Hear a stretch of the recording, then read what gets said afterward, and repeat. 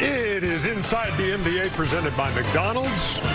Studio J here in Atlanta.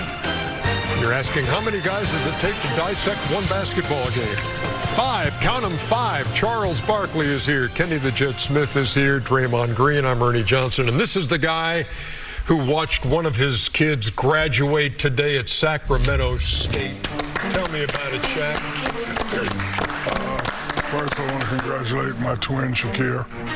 Played for Mike Bibby his last year, and he graduated. It's a great moment.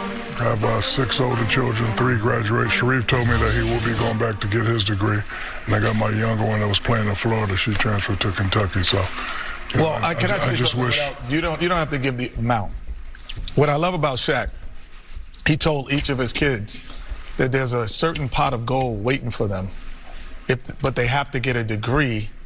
And if they get a master's degree, they get more in that pot of gold. And that's one of the things I do admire about it. He's like, no, if you work hard, there's something waiting for you. Well, and pot of gold or no pot of gold, graduation. Thank hey, you. Graduation's big thing, man. It's a really cool for your kids or for you, like last weekend. How many kids I got, Chuck? 17. It's got to be a big old pot of gold. It's only 15. Stop. Game 3 highlights. Ernie, this was a very disappointing game tonight. Me and Kenny were talking about it. Disappointing. That's some no. Kenny said, Jay, Trav, and Taylor? Yes, indeed. Well, you just wait. Boy, you better stop wasting your money. You got something coming up. Evan Mobley early on. This was so disappointing. You give up 47 points. No, they gave up 37. 37, my bad. Quarter. Same thing. Come on. Yes, exactly right. Pass, Cat. In a Kill him, Cat. Oh, my God. Fake pass. Come on, man. No intensity. No defensive effort. That's what Josh Hart, who had the huge game 2, connects there. Once again tonight, every Knicks starter in double figures, Draymond. Come on, They man. just dominate, but nobody from Cleveland is stepping up. There's no leadership. Who's walking in that locker room saying what you have to do, what we need to do? Well, I got to answer for that question. Who's that? That'd be LeBron James. That'd be it.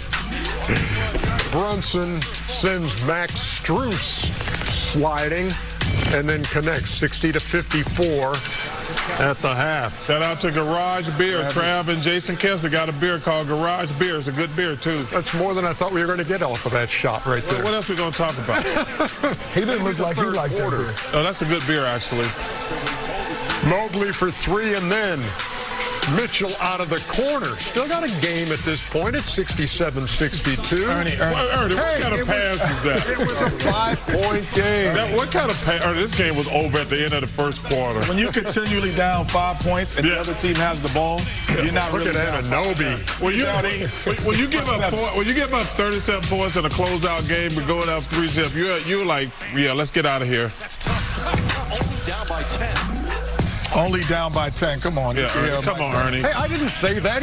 Mike Breen said it. Come on. Hey, no, we never said they bet about Mike Breen. Thank you, Ernie. Nice. No, we love Mike Breen, but that's all we kept hearing. They were only down by 10. They're only down by 8. Oh, Landry Shamet was lethal from out there. The Knicks didn't break a sweat tonight. Ernie, this was like a scrimmage. Yeah, because this is crazy. Like, Why are all of your comments directed toward me? Because Like I was somehow responsible for People don't want to see these damn highlights again. Well, they're almost over, Chuckster. I mean, Ernie. See, look at this, Ernie. Ernie, come on. Come on, Ernie. You know what? No, that's enough. Even I was okay. That's enough. Okay, I tell you what, Cleveland. We still got the Browns. Bad example. Man. Bad example? Yeah, bad example. My bad. 121 to 108 is your final. Still got the Guardians. Another bad example. The Knicks 8-0 this postseason when they shoot 50%. They're 55-3 when they take a lead to the fourth quarter this season. And they've won 10 in a row. Bro. You can't say Indians and Guardians. So are you saying the city of Cleveland? Money moment. Nothing happening there. Money moment is presented by Chime. 10 straight wins. By 225 points, there's never been a stretch like that in NBA history. Did those two teams win a championship? One of them did. The 73 bucks. No, 71. 71 bucks, I'm sorry. Okay. They had Lou Alcindor. Yeah. And now the Knicks are a win away from going to the NBA Finals. How do you describe what you're seeing from this team? I want to say offensively, but really both sides of the ball. No, that's a connected group. They're connected on both sides of the floor. You see guys have settled into their roles. It looks so easy. You know, you playing through Karl Anthony Towns, the games look easy for everyone else. On the defensive end, I've never seen Karl Anthony Towns defend and be as engaged as he is on the defensive end. And what we've seen for years, and this year some, is him get these dumb fouls. He's not even doing that anymore. So I love the focus level and the connectedness of that group. You play with a guy, Randy Livingston, that, you know, every time he shot it looked like it was. Sean Livingston, sorry about that. Randy Livingston, yeah, LSU. Shout out to Randy Livingston. Live on. Mikal Bridges, he just got up off his sofa, huh? Yeah. What? That mid-range shot, 11 for 15, you know, he's been shooting the ball exceptionally well. You know, we're always going to talk about Cat and, you know, Jalen Brunson, but Mikal Bridges, then you got Shamet coming off the bench getting 14 points. I have to agree with Draymond. The Knicks are very well connected. Well, one of the mistakes that Cleveland also made, they had the good game plan but make the mistake, meaning they said, okay, we're going to make others beat us. And they banked on the fact thinking that Hart was a non-shooter. The one thing about non-shooters, or guys who don't really take a lot of shots, they can make shots. But if you contest them, then they're not used to making shots. Yeah, but that was your game. They're used to making catch and shoot wide open shots, catch and shoots wide open shots. Yeah, but that was your game plan, Coach Kenny. Leave them open. No, but you still have to contest, because if you're shooting by yourself, you're able to make shots. You still have to, but they're not used to being contested making shots. And that was a difference. Chuckster, we'll get to you in one second, okay? Because we got a special guest. Yeah, OG Anunoby is standing by to join us from Cleveland, where the Knicks took a 3-0 lead tonight. OG, thanks a lot. We appreciate your time. We've been trying to find the words to describe how this team is playing in the course of a 10-game winning streak. The longest streak you had in the regular season was 8. How has this happened for you at this time? Just executing the game plan on both sides of the floor, you know, playing the right way, moving the ball, then getting stops on defense. You guys are up 3-0. You know, there's room for complacency in the closeout game. Who's that voice in the locker room, and what is he going to say? I mean, it's collective. It's all of us speaking, you know. All of us, we've been in the playoffs before, some been in the finals before. Just experience and just knowing, like, the series isn't over. Keep our foot on their necks and just trying to win the game. OG, listen, man, number one, you guys are playing fantastic. I want to answer this question about the Cavs. Do you think, because it's a fair question, do you think what happened in Game 1 has affected them the last couple of games? No, I don't think so. I think every game's a new game. That's how basketball goes sometimes. They've been competitive every game. They're a great team. They're well coached. So I don't think it affected them at all. Well, OG, you know, I'm going to follow up on Charles' question. Do you think it affected you guys? I mean, like I said, every game's a new game. I mean, I guess you could say momentum maybe it carried over a little bit, but I mean, we try to play the right way every game. We play to the end every game, and, you know, so I think maybe that momentum carried over for us a little bit, but. OG, I've been in Cleveland, hostile environment, walking in there. I'm sure it was loud. But could you hear a pin drop in there towards the end of the game? Did y'all take their hearts and silence their crowd? I think so. You know, some of the big shots we made, some of the stops we got, you know, Landry made some huge threes, some dagger threes. And, yeah, it got pretty quiet in there. So that's just how we play. That's how we try to do. OG, can I ask you a question? Yeah. That's why he's here. That's why he's here. What is your real name? My real name is Ogugwa. Ogugwa? Okay. OG. You're not saying all right, it OG. All right. Wait, you're not saying it right. If you don't say it right, we can't say it right. Just, You're not saying it right. Ogwigwa. no, I am saying it right. What? Could you say it one more time? Just slow, not even slowly, but just one more time. Ogugwa. By any name, he's shooting 59% this postseason and 51% from deep. And the Knicks are a game away from the NBA Finals. OG Anunoby joining us. Thanks, Charles, for punctuating that interview with that question. When we come back, that's a good question. I'd never look ahead to Game 4 in the Thunder Spurs series. I don't think anybody's ever called him a good Tim McMahon. Cyrus is regular. Get ready for the street beat. 2-1 lead over San Antonio after winning Game 3. And how about the bench? They had 76 bench points in Game 3. They're averaging 61 a game in this series. Tim McMahon is covering the Western Conference Finals, and earlier tonight we had a chance to talk. Hey, Tim, Wemby had that huge Game 1 in this series, the 41-24. Since then, 43-21 over the last 2 games. What's OKC's philosophy in dealing with him? Howdy, Ernie. Look, they are throwing bodies at him. They are trying to wear him down. They're trying to make him play in crowds. They're being as physical as possible with him. But, you mentioned the monster Game 1 that he had. He played 49 minutes. That's the most of his career, and he finished that game strong. But we're talking about a series that is every other day, and OKC just has such a deep team. And you see the depth with how lopsided the bench scoring is. I mean, they just scored 76 bench points, but you also feel that depth defensively, especially Victor Wembanyama. He's dealing with Isaiah Hartenstein, and it's Chet Holmgren. And then coming off the bench, there's an Alex Caruso. There's a Jalen Williams. When the other Jalen Williams is healthy, he'll take a turn on them. And, as Chet Holmgren said, the fresh legs out there really are able to try to wear him down, but they're not putting fresh legs on the floor just to wear him down. And, as Chet so eloquently said, the dudes that are going in the game are dudes.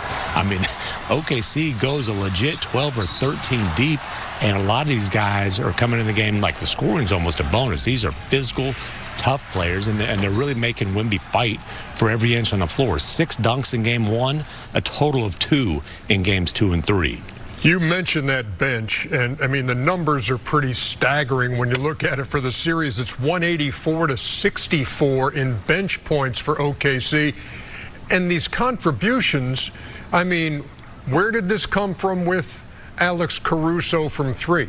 Jalen Williams has been huge. Jared McCain has been huge. How do you contend with this bunch? Yeah, and look, a lot of these three-pointers, these are Spurs game plan design. Like, hey, we want those guys shooting those shots because we don't want Shai Gilgeous-Alexander to be able to get where he wants to go. They're trying to, they're really crowding things, they're clogging the driving lanes against Shai, and their invitation threes, or at least they were. Alex Caruso, 5 of 21. During the regular season on threes against the Spurs. The game plan worked. There was 2 of 12 on Christmas. He's lights out in this series, but he's the epitome of a playoff riser. He shot better than 40% from 3 in last year's playoff run, which obviously ended in a championship for the Thunder. And then, they've got shooters. Isaiah Joe's barely playing in this series. He's a shooter. Jared McCain, I'm not so sure that Daryl Morey sold high after all. Huh? I mean, he just has zero fear. Right? But he comes in and, his teammates say, it's going up, and you always feel like it's going in when the ball hits his hands. And again, it's just they've got all these guys who know their roles. They play with confidence. They play with freedom. And they're taking the shots that are presented to them because the Spurs don't want to let the 2-time MVP dominate the game. What, if you had to put it into words, what is the philosophy San Antonio has on SGA? Make him play in crowds, get him off the ball. I mean, to sum it up briefly, it is get him off the ball. And look, Steph Castle's taking the primary assignment. They're giving him a lot of help, which he's usually not a guy who gets a lot of help. But that's the kind of weapon that Shai Gilgeous-Alexander is. They're doubling often. They're doubling randomly, so, it's not predictable for SGA. And they're basically daring him. Make, quote-unquote, the right play. Make the right read. Get off the ball. Don't try to force anything. And it hasn't been the biggest scoring series for SGA, just like, by the way, it wasn't last series against the Lakers. But he's making the right plays. He's getting his teammates open shots, and he's had 12 assists in 2 of these games during the series. That's a playoff career high. So that's just proof that, he's reading the game, and if you don't want to let him dominate, he's going to trust his teammates, and his teammates delivered last series. They're delivering again right now. So now we head into Game 4, lastly, and I heard Wemby talk about, hey, we knew there would be trials in this playoff run. Mm-hmm. This is huge. I mean, this is must win in your gym in Game 4. Yeah, this is a huge test. This is the biggest test of Victor Wembanyama's career. And look, the Spurs came into this series with a ton of confidence. I mean, they beat the Thunder 4 out of 5 times during the regular season. That included 3 wins in 12 days, after the Thunder got off to that 24-1 start. They spanked their butts in front of a national TV audience on Christmas Day in OKC's gym, but the playoffs are a different beast. And, let's just also call it like it is for the Spurs. This is not a healthy Spurs team. They have a blank injury report right now, but De'Aaron Fox is clearly not 100%. He's playing through a high ankle sprain. Dylan Harper's playing through adductor soreness. He's clearly not 100%. And as Miss Johnson said today, Victor Wembanyama creates a lot of the advantages, and then those Spurs guards throughout the course of the year have been great at exploiting them. That hasn't really happened in the series. Fox missed the first couple games. Harper wasn't the same player in Game 3, but there's no excuses. There is pressure, and for a team that's trying to skip the line, trying to win a championship in their first playoffs together, I agree with you. You can't let this thing go back to OKC down 3-1. Tim McMahon, you've been doing a lot of good work in 17 years at ESPN. It's a pleasure talking to you. Thanks for the info, man. Appreciate it, Ernie. It's been a pleasure. So we head to Game 4, and look, the expected thing to me, Draymond, with OKC is forcing the turnovers and the points off turnovers. You expect them to do that. This bench contribution has been otherworldly. Mm-hmm. It's unbelievable, but it just shows you really how deep this team is. They've built this from the ground up. So all those guys on that bench, they all can play. And you have J-Dub out. So all of those guys, when they're coming in, Jared McCain last night, I think, shot 23 shots or 21 shots. All those guys that are coming in, they have more of a green light to just go because J-Dub's not out there. A.J. Mitchell got hurt last night. He left the game. So all those guys have an opportunity to just go. But also, if you look at that, maybe not Jalen Williams, but 3 of those 4 guys could be starters on other teams in the NBA. Yeah. Alex Caruso, by the way, is 14 for 23 from deep. But 2 things. The Spurs game plan is trash. Terrible. Because them guys getting wide open shots, like they're taking the ball out of SGA's hand, like they're just getting jump shot practices. So their game plan is helping him. They're doubling Shea so far away. These guys just sitting over there like they in the gym by themselves. And the second thing is, I think we need to all pray for Wemby. Why? Because he can't play too many minutes. They're going to kill him out there. You're joking. Man, I am damn sure joking. Because you guys, these people, man, they pissing me off. I'm watching the whole games. They ain't playing dirty. No. And like, these are some of the softest fouls I ever seen in my life. You got these clowns on TV talking about, oh, they're gonna hurt poor Wemby. I was like, hurt him? Are you kidding, man? It drives me crazy watching these shows. And to Chuck's point, when you played against a great championship team with great others, you can't let the others get involved. That's how they win games. You focus on SGA, like, oh my God, it's SGA, 2-time MVP. And like Chuck said, they're wide open shots. And I'm going to need Wemby to do more.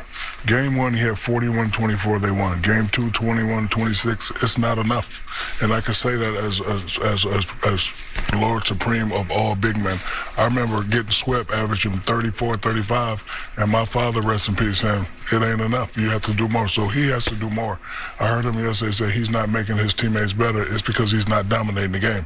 When Alex Caruso is on you, I don't want to see a turnaround. I do not want to see a turnaround. He has to be aggressive, super aggressive, so they could, panic with him. Let's just pray that he doesn't get hurt. No, but, I mean, they so physical with him. You have a term called others. I'm going to elevate it a little bit. I'm going to call them special others. Yes. Because they have 11 guys on their team, I will believe, that if they got 20 points, no one would be surprised. If you say Isaiah Joe gets 20 points. Yeah, okay, he's done. But the Spurs are happening with that bad game plan. But I'm saying, I'm not saying that anybody can make wide open shots. No, but I'm saying that these guys have done it when SGA has gone out and they still had it rolling. You had multiple guys when they had to take multiple shots, from Caruso to Wiggins to Wallace. They were like, okay, we'll take this responsibility. McCain, these guys are not unaccustomed to getting 20 points either. So they're helping them, but these guys are special others. Thank you very much. This would have been fun. Chief O'Neal. It'd be a great contest if Shaq had to name where all his kids went to college. That's the Nito stat.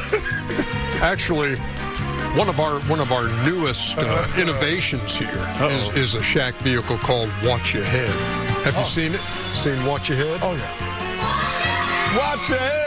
And tonight Shaq has two episodes. Oh, I thought this was Nito. No, it is. But the Nito is 2 episodes. 1, 2, 3. Watch your head. All right, just checking. Number 1, Jalen Durham bullies his way to the hoop to dunk on Jared Allen. 1, 2, 3. Watch your head. I can't hear you, Draymond. 1, 2, 3. Watch your head. 1, 2, 3. Watch your head. Play number 2. Jackson Hayes swoops from the baseline to throw one down on Chet Holmgren. 1, 2, 3. Watch your head. 1, 2, 3. Watch your head. 1, 2, 3. I'm not excited yet. Player number 3, Victor Wemby split Chet Holmgren and Shea Gilgeous to drop one on both of them. Watch your head. 1, 2, 3. Watch your head. More enthusiasm. 1, 2, 3. Watch your head. 1, 2, 3 in the last play. Step up.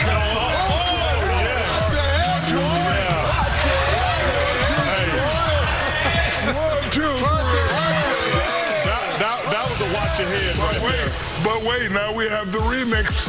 Play number 1. Hold on, here we go. Even though it didn't count, Draymond fouled. Wait, your intro's not over yet. Come on, Now, TK, here we go. speed it up. Ready? Even though it didn't count, Draymond got dunked on by Victor Wemby.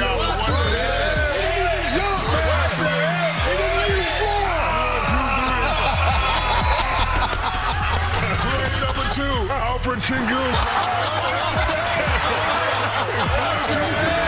Watch it! Watch it!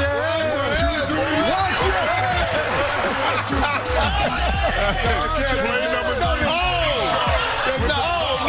Draymond. 1, 2, 3. Watch it! 1, 2, 3. Watch it! 1, 2, 3. Watch it! And the last play back in the 2018. Oh, no. 1, 2, 3. Come on, man. Your new name is Donuts. You know why? That was tremendous. That was tremendous. By the way, It wasn't me, Draymond. Shaden Sharp, Yeah. I thought for sure, I knew I couldn't block the shot. I thought for sure I could foul him. And he caught the ball back further, I had no chance. They said if you play defense, you get dunked on.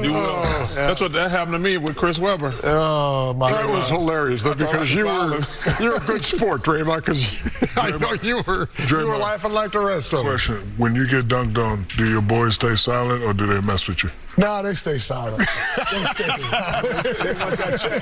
They want that check. They riding in a car like this. Hey, Shaq, they like, don't worry about it, boss. Don't worry about it, boss. My boy Trav. My boy Trav. Hey, I tried to grab him. Watch your head. 1, 2, 3. Watch your head. 1, 2, 3. Watch your head. I hate you, C-Web. Don't dunk on me like that and make it a Nike commercial, too. That is a wrap for Inside the NBA. Thanks, Dre. Welcome McDonald's. back. Thanks, Dre. Oh, come on, man. Kenny, Shaq, and Dre. We'll see y'all Monday night for the season ender. Literally was going Your local news is coming up next over most of these ABC stations. And we'll see you on Monday. Thank you, Draymond. Appreciate y'all, fellas.